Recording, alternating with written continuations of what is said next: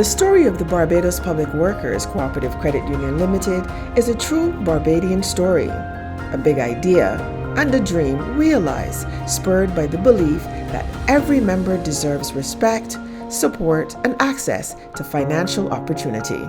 I'm Belle Holder, a proud card-carrying member of the Barbados Public Workers Cooperative Credit Union Limited. So let's take this journey together through the 50-year history of this institution, told by some of the men and women who were there and those who are charged with taking the legacy of the institution forward. It's more than 50-year history. Let's go. Through 5 decades of challenges, trends, successful milestones, setbacks, growth, rejection, innovation, recessions, Y2K, the rise of social media, Barbados' first female prime minister, becoming a republic, a first president, colonial relics removed, and with the installation of new parks and monuments, the Bridgetown cityscape is changing right before our eyes. Through it all, the Barbados Public Workers Cooperative Credit Union Limited has been there. So how did we get here? Let's go back into the rich, colorful history of the credit union and why this is where you belong. It is believed that credit unionism began in Germany in the mid-1800s, organized by politician and economist Franz Hermann Schulze de Lusk to assist needy persons during poor economic conditions sparked by crop failure and the harsh winter famine of 1847. By 1864, fellow German Friedrich Wilhelm Eifenstein, a mayor and cigarette and wine entrepreneur, created the first cooperative lending bank to help free the farmers from the grips of loan sharks. Reifenstein wrote a how-to book for establishing credit unions, and to this day, banks in Germany still bear his name. By the time the credit union reached the Caribbean shores in the early 1940s, first in Jamaica, and then it spread to the other islands, reaching Barbados by the early 1950s. Truthfully, with our history of susus and meeting turns, it makes good sense that a trusted credit union would thrive.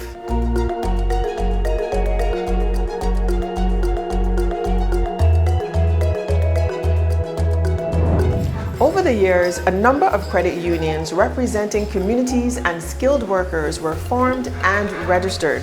Before long, they came together under a collective, an umbrella body known as the Barbados Cooperative Credit Union League. In May 1970, the Barbados Civil Service Society Credit Union became the registered organization that would then become the Barbados Public Workers Cooperative Credit Union as we know it today.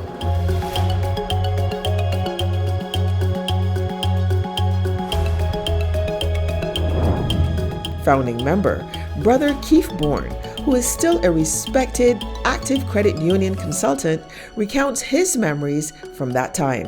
In 1978, Harcourt Lewis, who later became Sir Harcourt Lewis, in his inaugural speech, said that he wanted to form a credit union and also a bank club.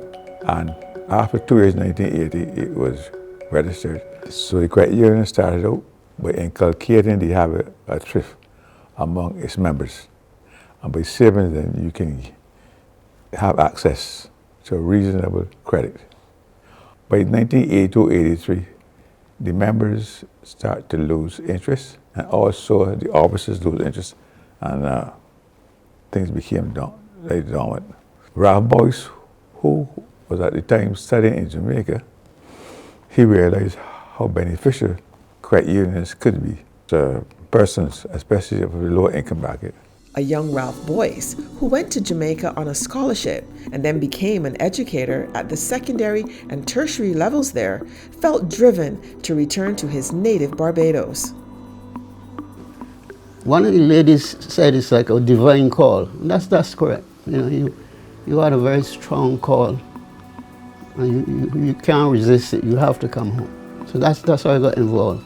As soon as I got back home, I immediately started to reach out to the people who register and all those. You start to put your feelers out. because you're back here to do work. I mean, you don't not to fool around. You come in here to do some work.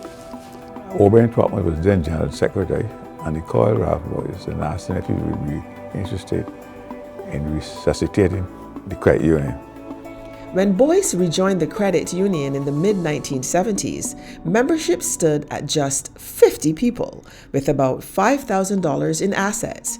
He went on to become president of the institution and recalls some of the roadblocks they encountered along the way. Interestingly enough, on the first occasion, we were refused permission to set the credit union up.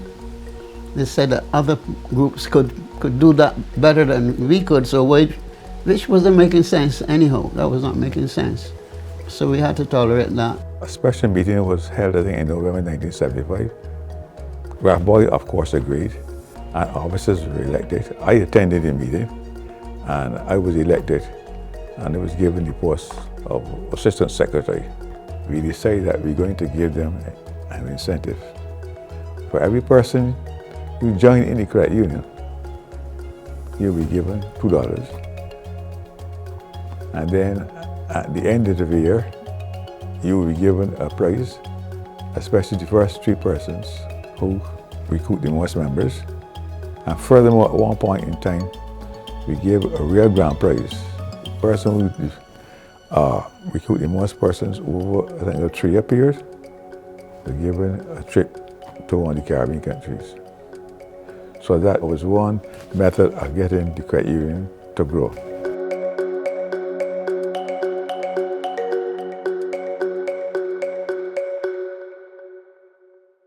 Those down-to-earth strategies and incentives fostered from humble beginnings and the shared vision and belief in the credit union's growth potential took root, and the foundation laid by those early stalwarts is the solid base on which a multi-million-dollar financial institution with a solid asset base continues to grow and develop.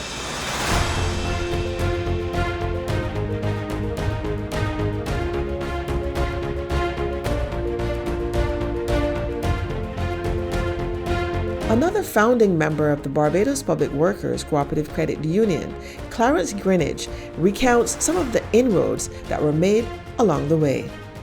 I think in 1981 or 82, when the Prime Minister gave us income tax concessions that we saved, that really was a great boost to the credit unions. And that really moved us along. It has been withdrawn now, but still. We've grown a lot from that. One factor that caused the credit union to grow was that Sir Harcourt Lewis, he became president of the Barbados National Bank. And he was also a member of the Public Workers Credit Union. I think he served on this credit committee. And he suggested to the then board that we can approve loans for $5,000. Send an authorization to the bank.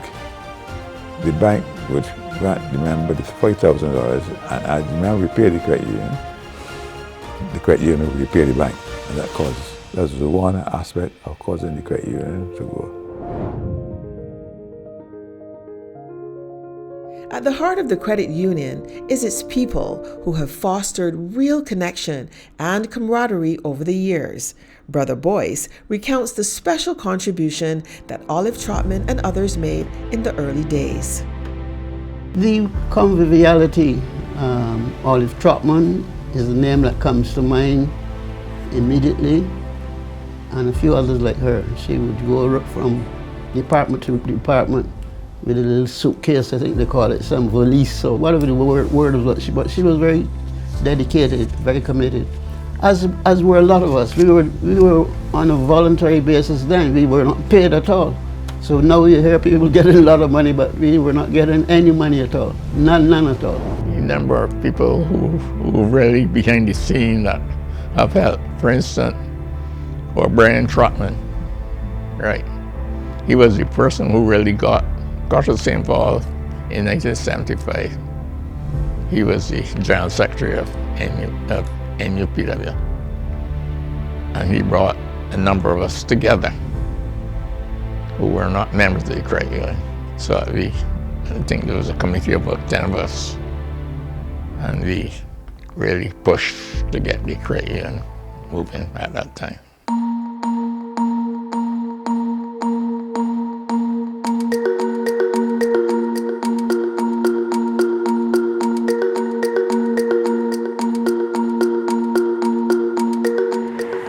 Here at Belmont Road, St. Michael is the headquarters of the Barbados Public Workers Cooperative Credit Union, known as the Keithbourne Complex. Now, the windmill was part of the original property, and it then gave rise to the logo, which really became a metaphor for the hard work and tenacity of the men and women who brought the institution forward.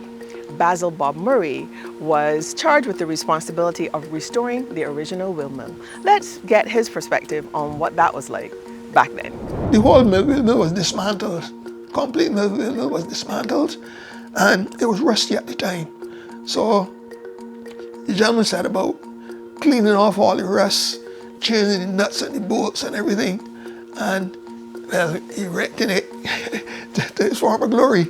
You know, it was a fairly long person. He's a very old man, and it was a delight to see him, this old man, climbing up the windmill as it was going up in the air. At the time, he had as an apprentice his grandson, who was working at the Barbados Water Authority. So between the two of them and a couple of laborers, they set about pulling down the windmill, putting it back up, and doing everything that needed to be done.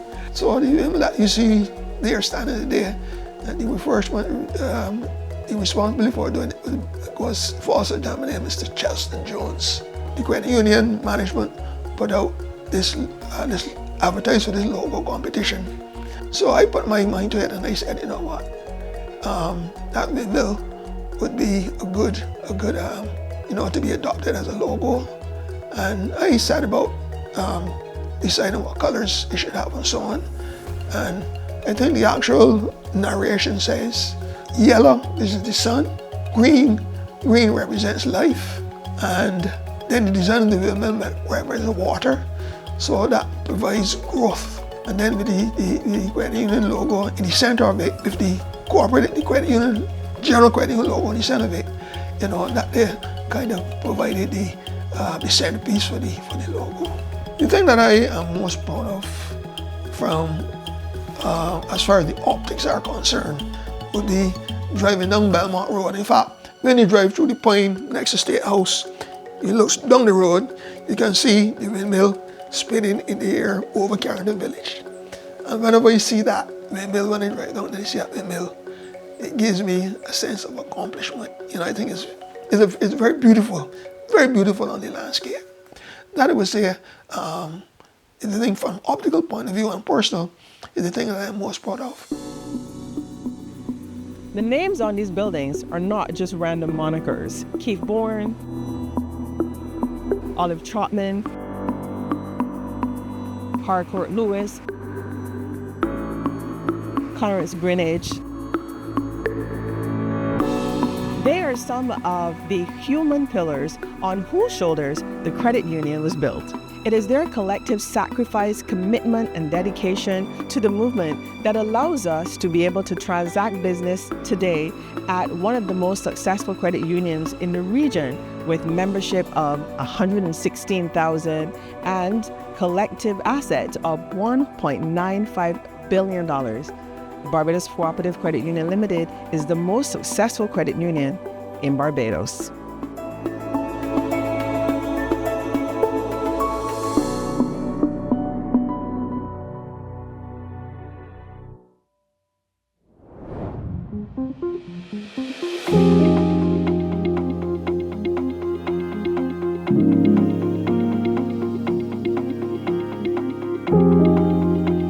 It's interesting to know though that I always ask myself, why they call it the credit union? Well, I suppose it started out first by a savings society, and then it elevated to credit so that you can get credit at reasonable interest rates. Because they realized that, for instance, in Europe, around 1850, if you borrowed $5 1 week and repay by next week you will have to pay $6. And if you work out that you see it's almost 1,000%. At one time, the maximum loan in the credit union was $1,000. And the cash flow was very slow. So you had to wait sometime to get $1,000. You probably have to get in 3 installments. And of course, so you get money from the credit union in installments, and you pay back the credit union in installments. From the stalwarts and founding members, the work they did in the early years still filled them with a fundamental sense of pride. My contribution was really seeing people able to advance themselves and to move on, right, despite what was happening in the banking system, and that they could come to the credit union, save, and get small loans to move on. The tradition of caring for members and being committed to their financial advancement is underscored by the credit union's General Counsel, Natalie Holder. I have a love for the membership of the credit union. They are what I would refer to as the salt of the earth. These are people who will come into your office and they're talking to you like they've known you 1,000 years, and they've just come into your office because they have that trust in you as a member of the credit union. And I find that so satisfying. A major part of the credit union's legacy is its give back through scholarships and financial education aimed at young people. The credit union's Thrift Club is a celebrated opportunity for young people to learn and develop their financial knowledge and skills. Let's find out from Patrice Cervery Ferguson, who has served as the teen president of the Thrift Club. Being president of the Thrift Club Advisory Committee is not a paid position monetarily, but I would say it's paid in terms of the lifelong friendships you gain, the knowledge you gain, the exposure you achieve, and in terms of my career path I'm on, which is accounting, being exposed to the different aspects of saving, investing, and learning about those different things in terms of like credit and borrowing, interest rates within this Thrift Club, I would say it's definitely helping me on the path that I'm on. Successful paths toward the future built on the strength and determination of the ideas and the tenacity of the credit union's founders. Around 1980, I realized that the church cannot continue on the development path by attracting the Dutch. So you must have a Sunday school.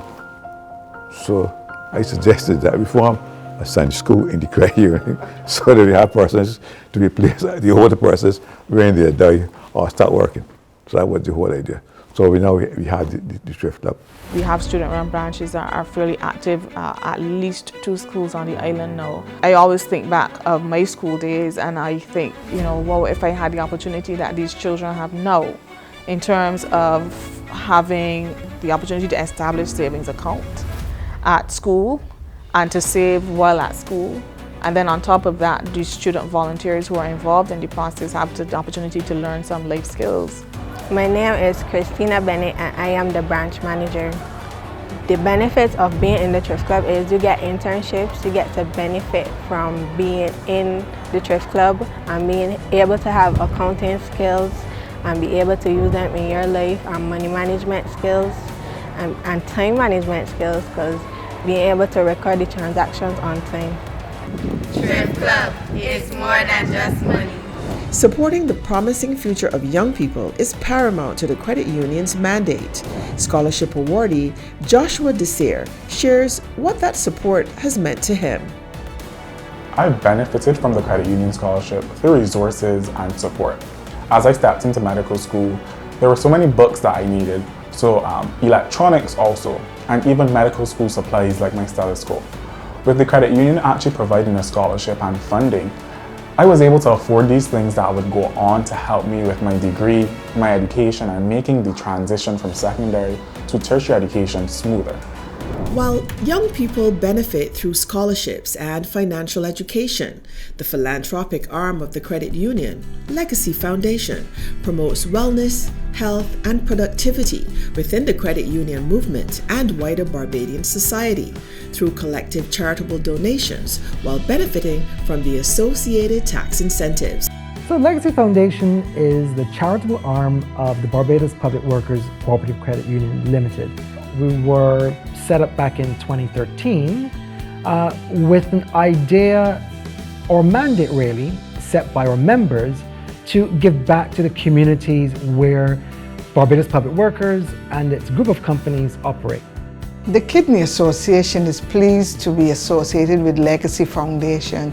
They have really helped us tremendously in the dialysis unit. On behalf of the Kidney Association, I would like to say thank you, a big thank you to the Legacy Foundation for their generous donation, because we know that without them, we would not be able to achieve our goals. Legacy was the first person on board, and I can't thank my credit union enough for doing that for my son and for all the other students that are here. They've always been there for us throughout his entire life. He's been a member of the credit union his entire life, and they've never disappointed me. Legacy has been a great contributor to the expansion of base and its environment, reconstructing the facility so that the young people are freer to move around and be able to do more. Legacy Foundation was willing to pour so much into not only our ideas, but our environment and who we are, to give the young people an opportunity to grow and develop. I take this opportunity on behalf of the students, staff, and of course the principal of the Charles F. Memorial Primary School to say a heartfelt thank you to the Legacy Foundation. We couldn't have done it without you. Thank you very much. The Legacy Foundation changed a dream into reality. I want to say thank you so much to the Legacy Foundation for allowing us to really get our creative outflow and turn it into something beautiful.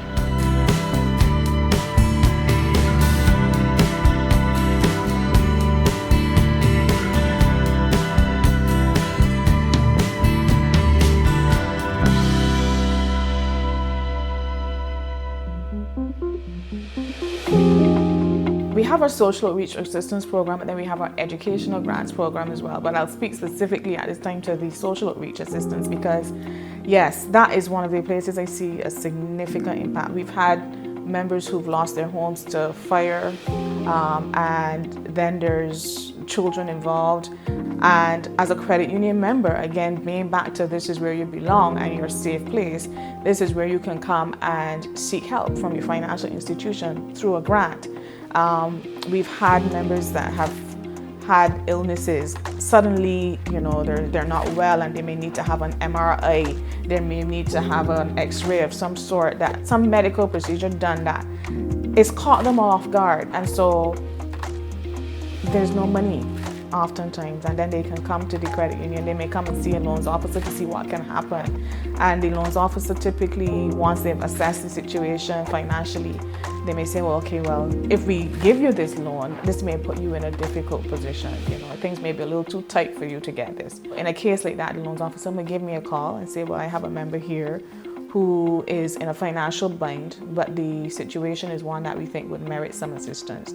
And then that person is handed over to me, and I'm able then to walk them through a process to see if we can assist them with the medical expenses, with whatever loss or challenges that they're having at the particular time.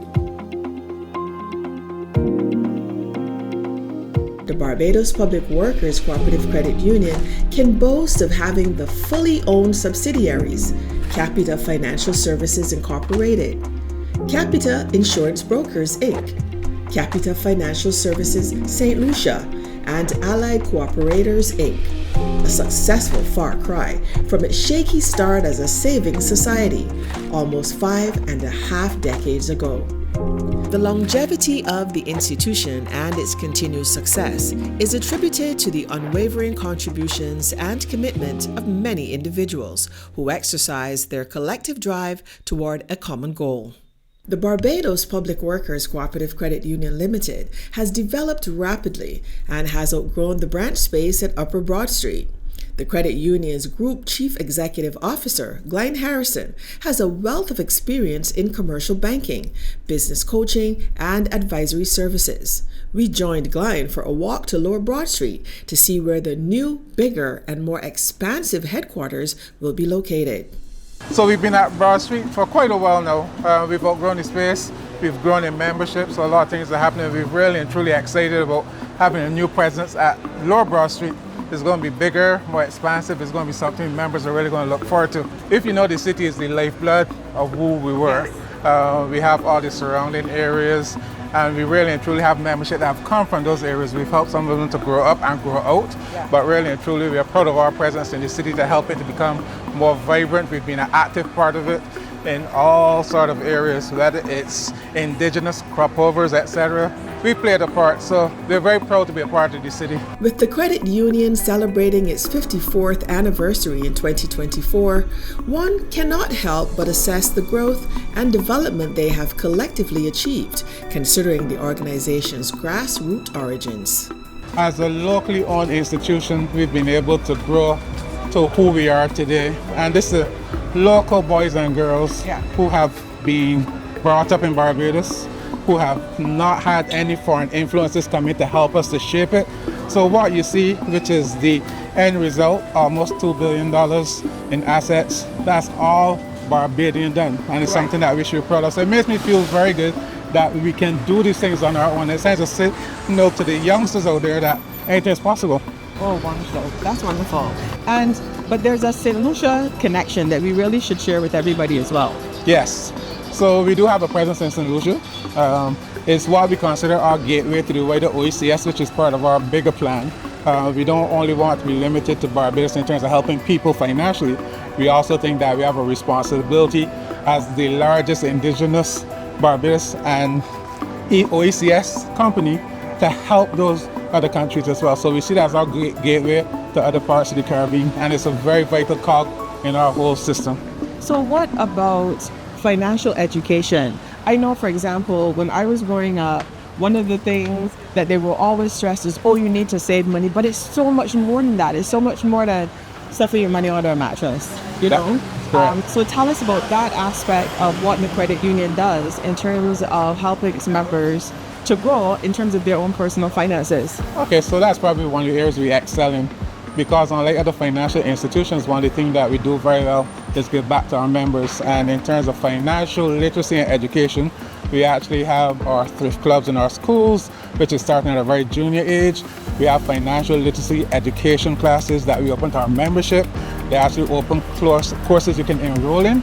So we believe that financial education is the beginning of making our people better. And as members, that's what we want to do. We want to make our members better. Yeah. What is that thing, a CEO, that keeps you up at night? What keeps me up at night? How can we get to another 50 years and continue doing what we're doing and making the local environment even better? What can we contribute to make sure that our members are looked after properly? What can we do to make sure that we contribute positively from youth right through? We just have to continue growing and making sure that we allow for opportunities locally. What really makes me most proud is that 120,000 Barbadians have trusted us to look after their financial affairs. 120,000, when you think of that in terms of the population of Barbados, 120,000 means that in every household there's a Barbados Public Workers member.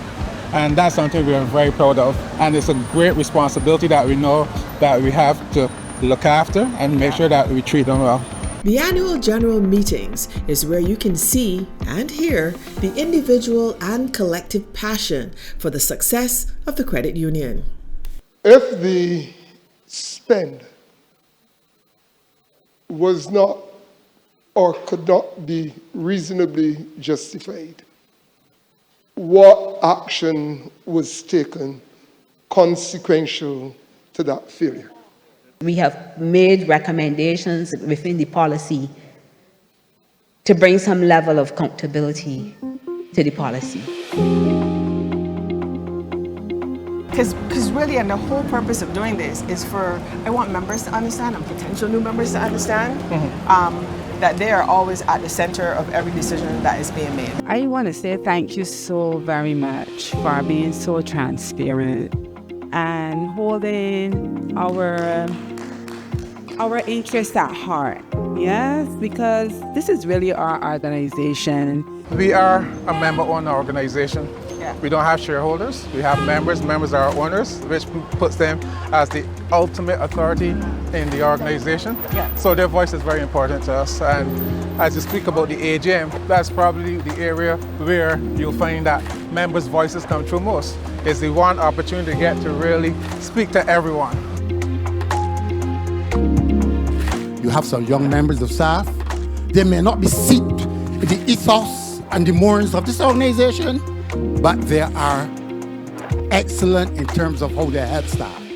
I must say that for the record.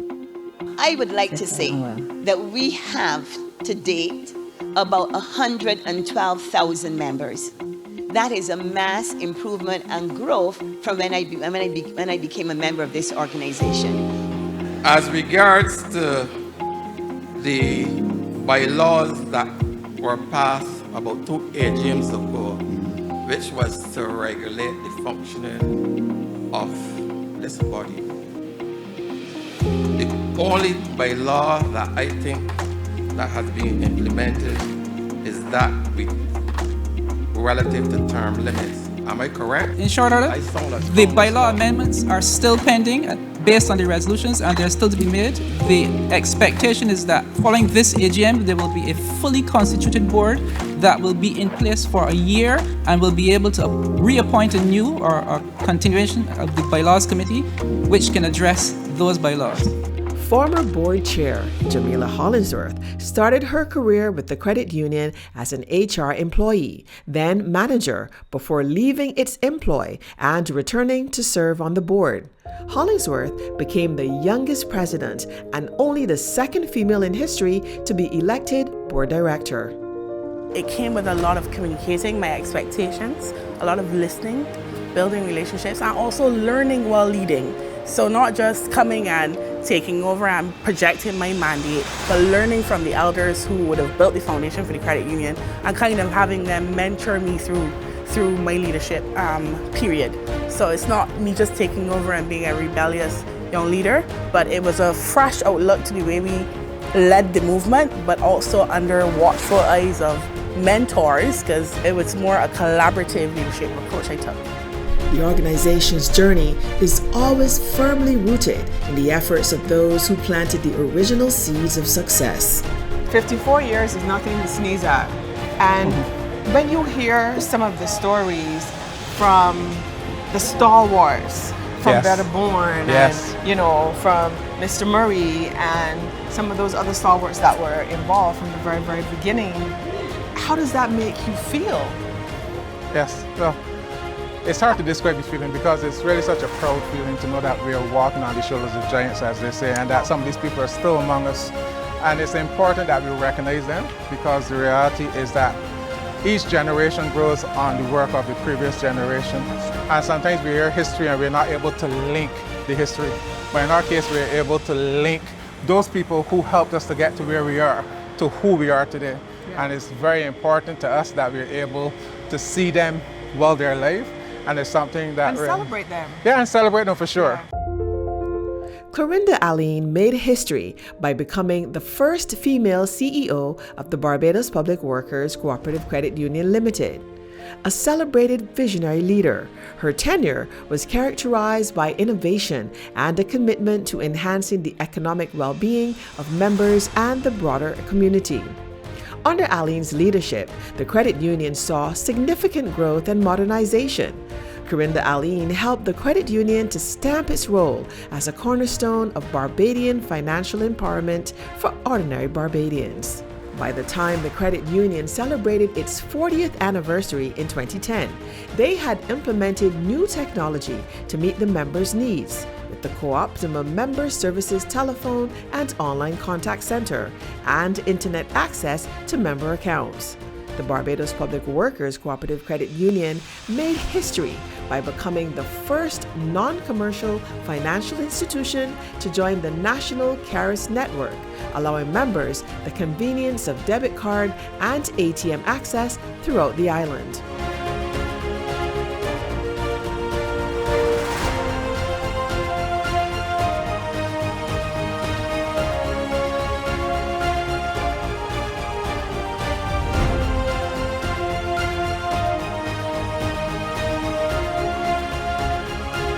The occasion to acknowledge and celebrate the contributions of the stalwarts and founding members of the Barbados Public Workers Cooperative Credit Union is commemorated on International Credit Union Day. Lilias Vaughn recalls how she simultaneously fulfilled her professional vocation as a civil servant at the Ministry of Finance while being committed to her role on the credit committee. I was chairman of the credit committee, so when the loans were approved, I had to sign them. And if we had people waiting to get their loan approved so they could go off and get the money and do something, she would phone me and I would sneak out from work and run up to the credit union and sign off right there. I'd be signed and come back down. Sister Lilias also fondly recalls seeing members progress. I know there was a guy, he was a well digger and he was building a house someplace in the Ivy, I think. And he would come in and borrow about $3,000 or something. And then he would go off and dig a couple of wells and pay off that loan. And about 5 or 6 weeks later, he would come back and borrow another $3,000. And, you know, when he was getting married and he invited us to the wedding, I couldn't go. But I knew where the house was, and occasionally in driving I would pass by it and tip the horn and he would wave, because we were so pleased to see how he was coming along.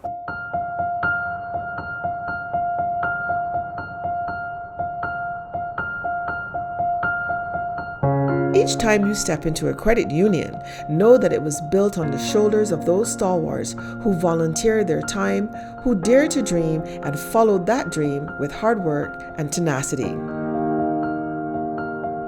All right, so we are at Lower Broad Street. Yes. The future home of the new Barbados Public Workers Cooperative Credit Union Limited. And interestingly enough, you know, you will become, once this location opens, do you realize that this will anchor the financial district in our capital? If you've never thought about it before, how many financial institutions are located on this capital strip? You now become the anchor of the financial district in Bridgetown. You know, I think that is symbolic, because if you think of us and who we are and the origins that we bring to financial services, we're about Barbadians, and it's only fitting that as you enter or leave, the first or last thing you see is public workers. If you look at the building, 4 stories, we will have a consolidated group position where all of our group of companies will be housed in here.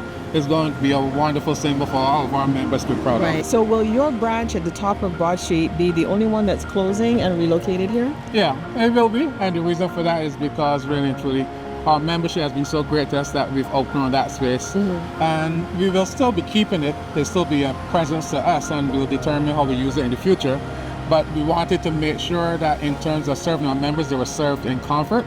So this is why we're here. We can make some money from it. You can rent it out. Oh yeah, for sure. That's a business. That's part of the plan. That's part of the plan in terms of making sure that we do what's best for our members. Yeah, and then the Barbados Public Workers Cooperative Credit Union really becomes a major part of the revitalization of Bridgetown. Yeah, and we're proud of that. We've been here for a long time.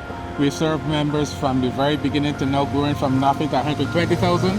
This is who we are, and this is where we are. You know what's most important? If you can't do anything with the money to enhance your lifestyle and your well-being, then it really is just pieces of paper, you know. That's right. So when I think about what the credit union means, it means people's homes, which you know how Barbados feel their homes. You know, transportation, being able to feed their families and clothe their families, education. And I think at the end of the day, that is really what this is all about. It's never really about the numbers. It's really about what you can do and achieve with those numbers and what you do with literally your hard-earned dollar and entrusting it to the men and women of the Barbados Public Workers Cooperative Credit Union to manage that for you. Yeah. It's always about the people. And one of the ethos of the credit union movement is people helping people, and that underlies everything that we do. All I can say to my members is, this is where you belong.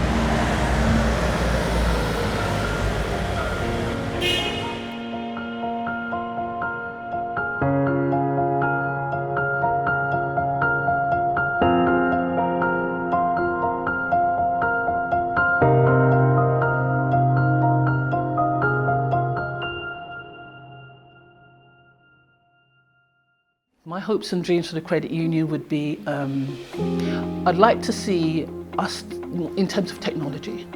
We still have a way to go in terms of being more, techie, because Generation Zs, those young people under 25, mobile, they want everything on their phone, they want to deal with everything on their phone. So I actually say, the technology is there. So we need to make sure we onboard that. And also deal with the older people, because you find that there are a lot of older people now that are still very techie or getting techie. I see the next 50 years, the credit union being the breeding ground for leaders, not just in the credit union movement, but in Barbados.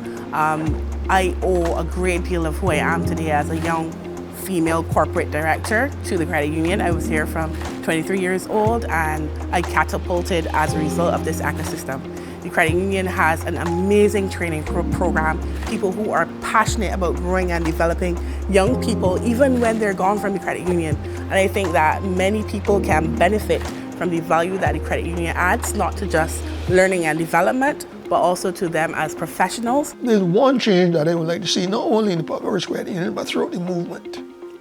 It is the role of the supervisory committee. I believe that supervisors should not be persons who are seeking to get on the board.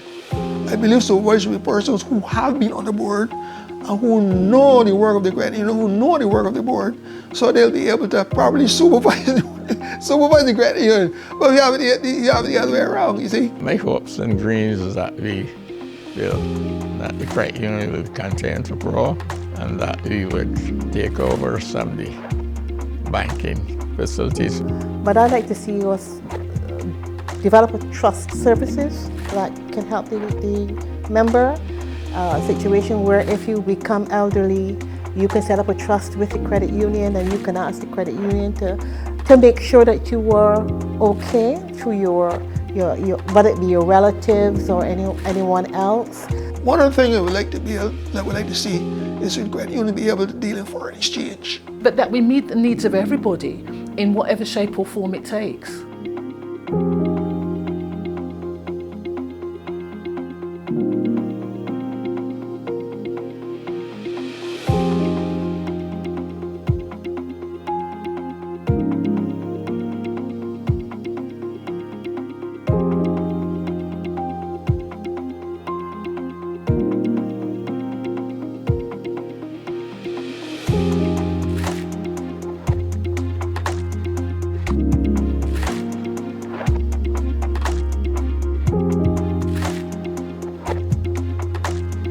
you.